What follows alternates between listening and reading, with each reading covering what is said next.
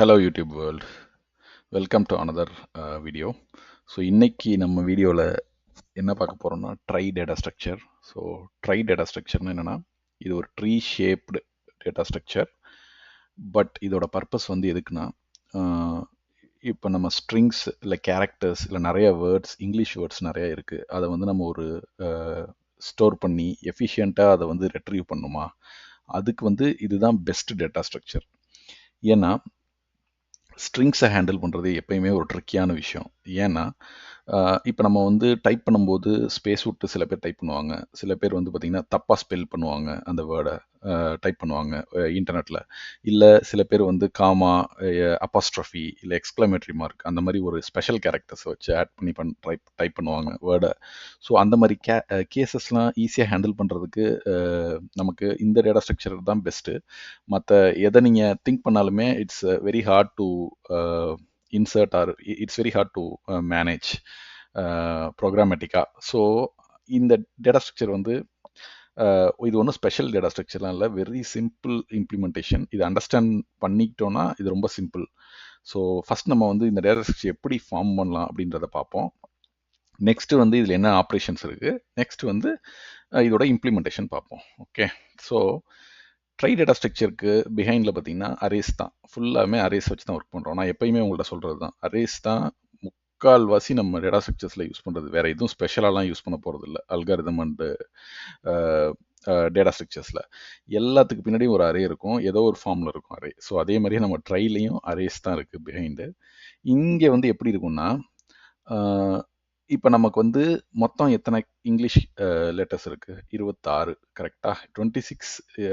So 26 length உள்ள arrays நமக்கு வேணும் இந்த டேட்டா ஸ்ட்ரக்சர் ஃபார்ம் பண்ணுறதுக்கு. ஓகே, ஸோ அதுக்கப்புறம் நம்ம அதை என்ன பண்ண போகிறோம் அப்படின்னா, ஒவ்வொரு கேரக்டரும் பார்த்தீங்கன்னா ஒவ்வொரு லொக்கேஷனோட மேப் ஆகிருக்கும். ஃபார் எக்ஸாம்பிள் இப்போ நான் உங்களுக்கு ஹைலைட் பண்ணுறது, ஏ வந்து 0, பி வந்து 1, சி வந்து 2, அந்த மாதிரி Z வரைக்கும் 25 வரைக்கும் இருக்குது நமக்கு. மொத்தம் 26. இண்டெக்ஸ் வந்து 0லேருந்து ஸ்டார்ட் ஆகிறதுனால நம்ம 25 வரைக்கும் நம்ம வச்சுருக்கோம். ஓகே, ஸோ இந்த அரேயை வச்சு தான் நம்ம ப்ளே பண்ண போகிறோம். எப்படின்னா, இப்போ வந்து நான் வந்து ஒரு வேர்டு வந்து நான் ஃபஸ்ட்டு இனிஷியலாக ஒரு இன்சர்ட் பண்ணுறேன்னு வச்சுக்கோங்களேன். அந்த வேர்டு வந்து ஃபார் எக்ஸாம்பிள் டி அப்படின்னு வச்சுக்கிறேன், டிஇஏ.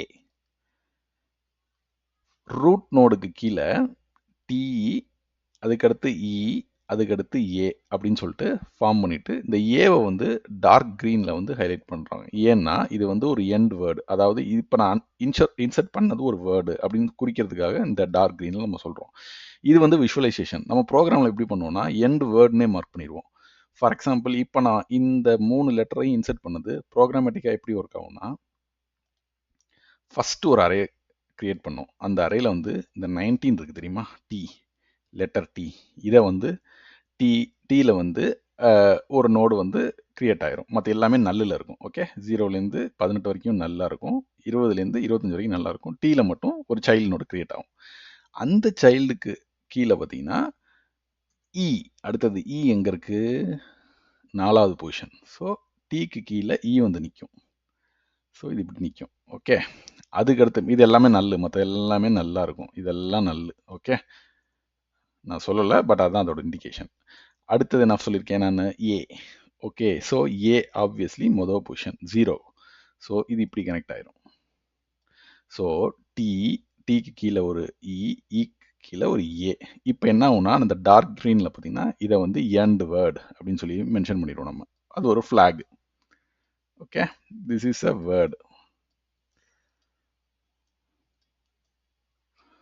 அப்படின்னு நான் சொல்லிடுவேன். ஸோ 3 அரே கிரியேட் ஆகும். அந்த 3 அரேயில் இந்த பொசிஷனை மட்டும் நம்ம சைல்டு நோடாக லிங்க் பண்ணி கடைசியில் ஏவோட எண்டு வேர்டாக மாற்றிடுறோம். ஓகேப்பா, இது வரைக்கும் சிம்பிளாக இருக்குது. சரி, இதில் என்ன பெரிய ஸ்பெஷல் இந்த டேட்டா ஸ்ட்ரக்சரில் அப்படின்னு பார்த்தீங்கன்னா, இப்போ நான் இன்னொரு வேர்டு இன்சர்ட் பண்ணுறேன், டாஸ், டிஓஎஸ்எஸ். அப்படின்னா என்ன பண்ணா, ஃபஸ்ட்டு டி ஏற்கனவே நம்ம டிஇஏ டீக்கு யூஸ் பண்ண டீயை எடுத்து மொதல் லெட்டருக்கு கீழே மற்றதில் சைல்டு ஆட் பண்ணிடும். பார்த்தீங்கன்னா இப்போ இதே மாதிரி விஷுவலைசேஷனில் வர மாதிரி தான், டீயை வந்து ரீயூஸ் பண்ணிடும். இங்கே இருக்கிற டீயை ரீயூஸ் பண்ணி அதுக்கு கீழே இன்னொரு அறையை கிரியேட் பண்ணி அதில் தான் ஓ கிரியேட் பண்ணும். ஓகே, ஸோ இந்த இதுக்குள்ளே வராது. ஏன்னா ஈக்கு டெடிகேட்டடாக ஒரு அரே இருக்குது, அவ்வளோதான். இதை நம்ம டச் பண்ண மாட்டோம். ஆனால் ஓ இன்னொரு நியூ அரே கிரியேட் பண்ணி அந்த ஓவை அதில் மார்க் பண்ணி, அதே மாதிரி எஸ்ஐயும் மார்க் பண்ணி, இன்னொரு டைம் இன்னொரு அரே சைல்டு நோடு கிரியேட் பண்ணி, சைல்டு அரே கிரியேட் பண்ணி அதில் எஸ்ஐயும் மார்க் பண்ணுவோம். ஸோ இப்போ நான் இதில் காட்டலை, பட் அது எப்படி கிரியேட் ஆகிருக்கும்னா, டீயோட சேர்த்து ஓ, ஓக்கு அடுத்தது கீழே ஒரு எஸ்ஸு, அதே மாதிரி எஸ்ஸுக்கு கீழே இன்னொரு எஸ்ஸு, அப்புறம் அதில் வந்து எண்டு வேர்டு இடபிள்யூன்னு நான் போடுறேன். இதுதான் அந்த ஸ்ட்ரக்சர். ஓகே, நான் விஷுவலைசேஷனில் காட்டின மாதிரி தான் ஃபார்ம் ஆகும். ஆனால் இந்த அரேஸ் வந்து ஃபார்ம் ஆகாது. இதை யூஸ் பண்ண மாட்டோம், இஏவை யூஸ் பண்ண மாட்டோம், ஏன்னா இது இதோட முடிஞ்சு போச்சு. இப்போ வேற நான் வந்து இன்னொன்று பண்ணுறேன்னு வச்சுக்கோங்களேன். டீல் டீல்னு ஒரு கலர் இருக்குது. ஓகே, டிஇஏஎல் டீல் ஆட் பண்ணுறேன்னா என்ன ஆகும்னா, டிஏயும் யூஸ் பண்ணும், இஏயும் யூஸ் பண்ணும், ஏவையும் யூஸ் பண்ணும், அதுக்கு கீழே ஏஎல். இப்போ உங்களுக்கு இந்த டேட்டா ஸ்ட்ரக்சரோட அருமை என்னன்னு புரியும், பெனிஃபிட் என்னன்னு புரியும். ஸோ நான் ஃபஸ்ட்டு கிரியேட் பண்ண டி இருக்குல்ல, டிஇஏ, அதுக்கு கீழேயே எல்லாமே மேப் ஆகிட்டே வரும். ஸோ டி இருக்குது நம்மள்ட்ட ஆல்ரெடி, ஈயும் இருக்குது, ஏவும் இருக்குது, அதுக்கடுத்து எல். ஸோ இந்த இடத்துல ஒரு டேட்டா ஸ்ட்ரக்சர் இன்னொரு டேட்டா ஸ்ட்ரக்சர் கிரியேட் ஆகி இங்கே எல் இருக்குன்னு வச்சுக்கோங்களேன். இப்போ எல் வந்து என்ன பொசிஷனு, 11வது பொசிஷன். அப்படின்னா இது வந்து இங்கே ஃபார்ம் ஆகி இந்த எண்டு வேர்டு வந்து இங்கேயும் குறிச்சிக்கும். ஏன் இந்த எண்டு வேர்டு இங்கேயும் இருக்குன்னா, டீயும் ஒரு எண்டு வேர்டு, எனக்கு ஏவோ டார்க் க்ரீனில் காட்டியிருக்கேன் பாருங்க, டீயும் ஒரு எண்டு வேர்டு, டீலும் ஒரு எண்டு வேர்டு. ஸோ இப்போ நான் சர்ச் பண்ணுறேன் அப்படின்னா எனக்கு சர்ச் பண்ணி சொல்லிடும், டீயும் ஒரு வேர்டு தான், டீலும் ஒரு வேர்டு தான்ட்டு. அதையும் பார்ப்போம். ஸோ இப்போ நான் இன்சர்ட் சொல்லிட்டேன். ஓகே, ஸோ அதே மாதிரி இப்போ நான் ஃபைன் பண்ணுறேன், டீன்னு ஒரு வேர்டு இருக்கா என்னோட ட்ரை டேட்டா ஸ்ட்ரக்சரில் அப்படின்னா, ஃபஸ்ட்டு நோடு செக் பண்ணுது, டி இருக்குது, இ இருக்குது, ஏ இருக்குது. ஏ வந்து end word, yes it is found T. இப்போ அதே சமயத்தில் நான் வந்து டீக் அப்படின்னு ஒரு வேர்டு இருக்கான்னு பார்க்குறேன், இது வந்து ஃபால்ஸ் ஆகும். இல்லை, teak is not found, because T இருக்குது, டிஏஎல் இருக்குது, ஆனால் டீக்குன்னு ஒரு வேர்டே இல்லை, அதனால டீக் வந்து நாட் ஃபவுண்டுன்னு சொல்லிடும். ஓகே, ஸோ இதுதான் ஃபைண்டு. இப்போ டெலீட் ஆப்ரேஷனும் அதே மாதிரி தான். இப்போ நான் டெலீட் பண்ணும்போது டீயை டெலீட் பண்ணுறேன். Okay,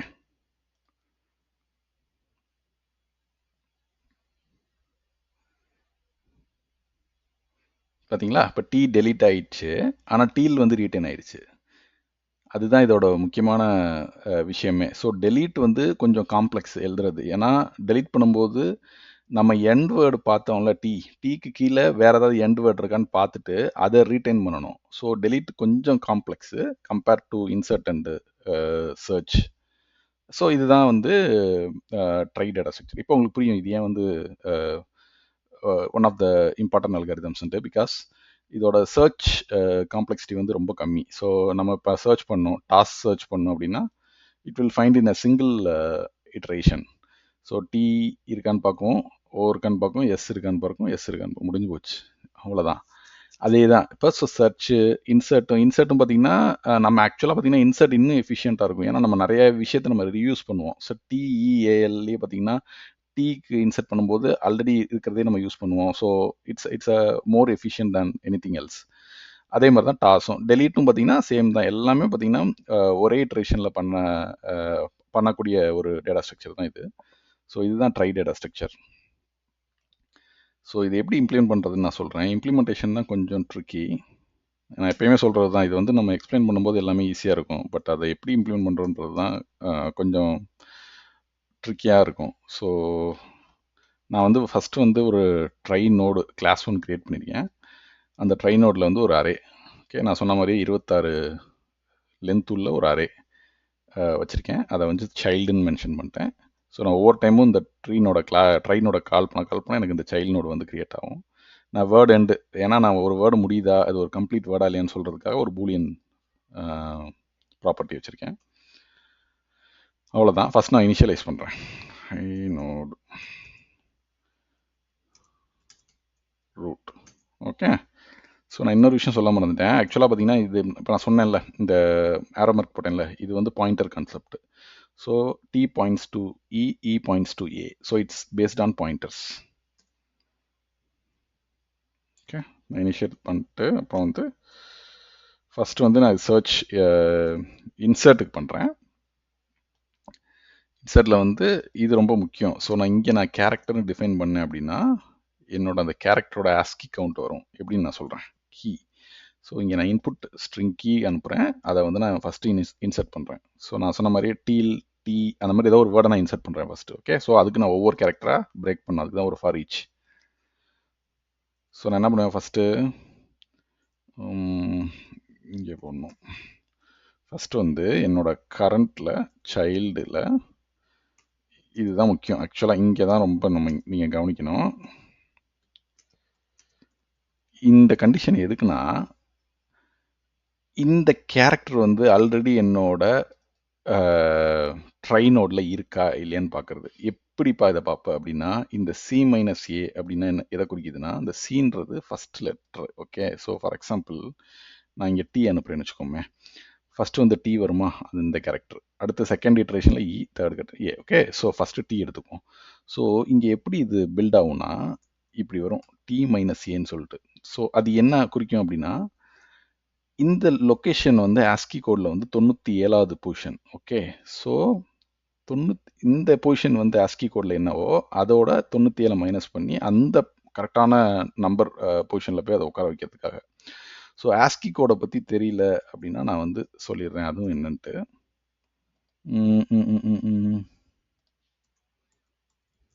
just a second. Okay, so இதுதான் ASCII code.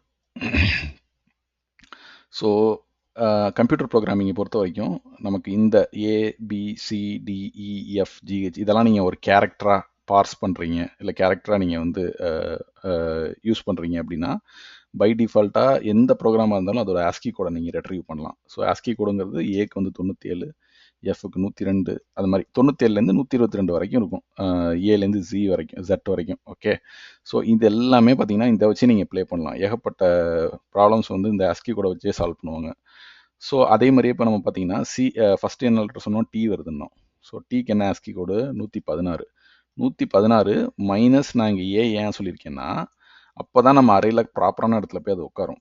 So for example இப்போ ஏ வந்து 97, 116 மைனஸ் 97 போட்டிங்கன்னா கரெக்டாக டி வந்து 19 ஆயிரும்.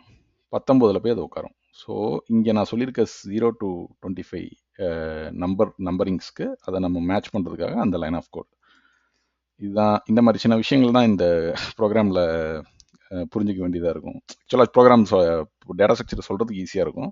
பட் இந்த மாதிரி சில மைன்யூட் விஷயங்களை தான் நம்ம வந்து ஹேண்டில் பண்ணணும் ப்ராப்பராக, இல்லைனா நம்ம ப்ரோக்ராம் ஒர்க் ஆகாது. ஸோ ட்ரை நோடு போட்டு நான் ஒரு நியூ நோடு க்ரியேட் பண்ணிடுவேன்.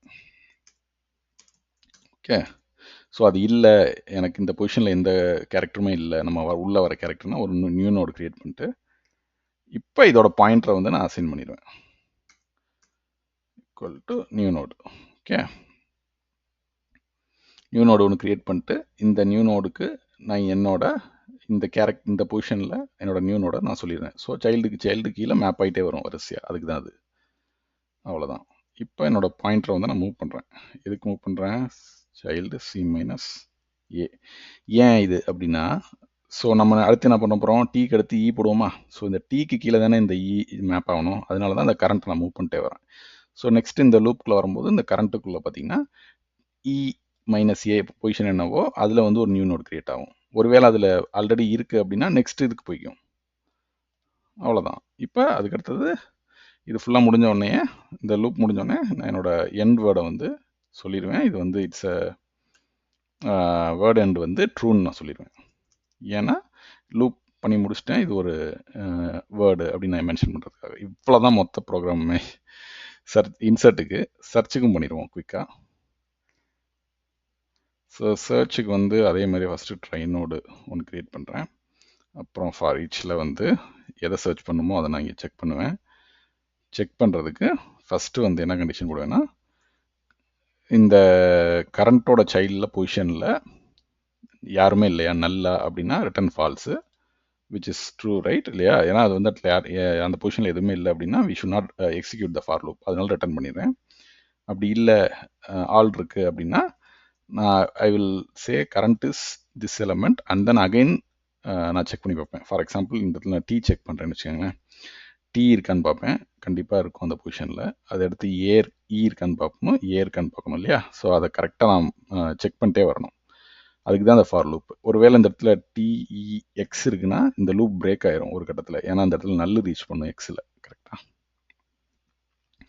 ஸோ இதுக்கு அடுத்து தான் மெயின். ஸோ இதெல்லாம் ஓகே. இப்போ நான் சர்ச் பண்ணி முடிச்சிட்டேன் அப்படின்னா return current dot word end நான் செக் பண்ணும். ஏன்னா இந்த லூப் முடியும் போது என்னோட வேர்டு எண்டு வந்து இருந்தால் மட்டும்தான் அது வந்து கரெக்டான வேர்டு, அதாவது அந்த ட்ரையில் இருக்க வேர்டு, இல்லைனா இல்லை. அதனால தான் கரண்ட் டாட் வேர்டு எண்டு. இந்த வேர்டுன்றது ஒரு பூலியன் ஃப்ளாக். ஸோ இங்கே ரிட்டன் ட்ரூ ஆஃப் ஃபால்ஸான்றது சொல்கிறதுக்கு தான் நான் டேரெக்டாக அது கரண்ட் டாட் வேர்டுன்னு கொடுத்துட்டேன். அவ்வளோதான். இப்போ இதோட டைம் காம்ப்ளெக்சிட்டி அண்ட் ஸ்பேஸ் காம்ப்ளெக்சிட்டியும் பார்த்துருவோம். ஸோ இதோட டைம் காம்ப்ளெக்சிட்டி வந்து சர்ச் இன்சர்ட் ரெண்டுத்துக்குமே ஒன்று தான். லென்த் ஆஃப் த ஸ்ட்ரிங் என்னவோ அதுதான் இன்சர்ட் பண்ணுறதுக்கும் சர்ச் பண்ணுறதுக்கும். ஸ்பேஸ் காம்ப்ளெக்சிட்டியும் சேம் தான். கொஞ்சம் டிஃப்ரென்ஸ் என்னென்னா மொத்த நோடோட நம்மளோட லென்த் ஆஃப் ஸ்ட்ரிங்கையும் ஸ்பேஸ். ஏன்னா நான் இங்கே பார்த்தீங்கன்னா இவ்வளோ பெரிய அரே கிரியேட் பண்ணிட்டு அதில் வெறும் டி மட்டும் தான் யூஸ் பண்ணுறோம். இவ்வளோ பெரிய அரே கிரியேட் பண்ணிட்டு வெறும் இ மட்டும் தான் யூஸ் பண்ணுறோம். So total length with the character or string we are manipulating or using, அவ்வளோதான். ஸோ இதான் ட்ரை டேட்டா ஸ்ட்ரக்சரு. ஸோ இதில் இன்னொரு முக்கியமான பாயிண்ட் சொல்லணும்னு ஆசைப்பட்றேன். அது என்னென்னா சில பேர் வந்து ஹேஷ் மேப் யூஸ் பண்ணுவாங்க, ஹேஷ் ஷர்ட் இல்லைனா டிக்ஷனரி யூஸ் பண்ணுவாங்க. ஆனால் டிக்ஷனரியை விட பெட்டர் வந்து அரேஸ் தான். டிக்ஷனரிக்கு வந்து இன்டர்னலாக சில எக்ஸ்ட்ரா இம்ப்ளிமெண்டேஷன்ஸ் இருக்கும். அரே வந்து அது கூட இருக்காது, வெறும் பிளைன் இம்ப்ளிமெண்டேஷன்லேயே அரேஸ் யூஸ் பண்ணிடலாம். அதனால I would say arrays are much easier and more space optimised than hash shirt in this type of algorithms. That's all, friends. Thank you.